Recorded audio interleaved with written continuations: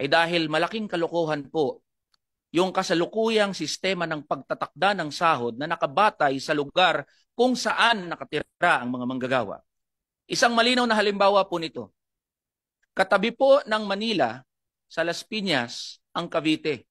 Tulay lang po ang naghihiwalay sa Las Piñas at Bacoor, Cavite. Pero pag tumawid ka, mula sa Las Piñas, 695. Pag tumawid ka sa Bacoor, ang sahod na lang ng mga manggagawa sa Region 4A ay 560 pesos. Nung tumawid ba ako sa tulay na yon ay nag-iba ang presyo ng mga bilihin? Nag-iba ba ang pangangailangan ng mga manggagawa? Hindi naman ho. Kahalintulad yan ng mga manggagawa halimbawa sa Marikina at Cainta, Rizal.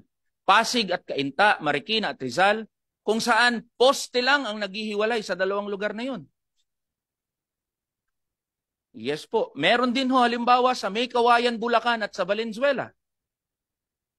Isang iskinita lang ho ang pagitan. Tatawid lang ho ako ng daanan. Pero magpapalit ang sahod ng mga manggagawa. Mula 695 hanggang 500 piso na lang. Isa pong malaking kalokohan yung kasalukuyang iskema kung paano pinapatupad at tinatakda ang sahod ng mga manggagawa.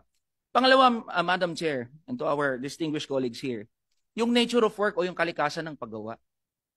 Ang BPO halimbawa ho, sa Metro Cebu, Metro Davao, Metro Iloilo, Metro Jensan ay parehas ng ginagawa ng BPO worker sa Metro Manila.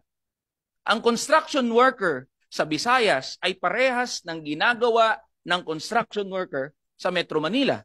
Pero bakit ang labor cost para sa mga construction worker dito sa Metro Manila ay 800 piso, samantalang ang mga manggagawa sa probinsya na gumagawa ng parehas na trabaho ay napakababa?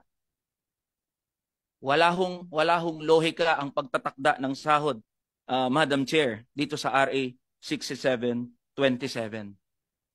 Mas mabigat ho ba ang semento dito sa Metro Manila? Mas magaling ho ba ang mga manggagawa dito sa Metro Manila kumpara sa mga manggagawa sa probinsya? Ang sinasabi namin dito, Madam Chair, parehong pagod, dapat parehas din ang sahod. Kanina po, Madam Chair,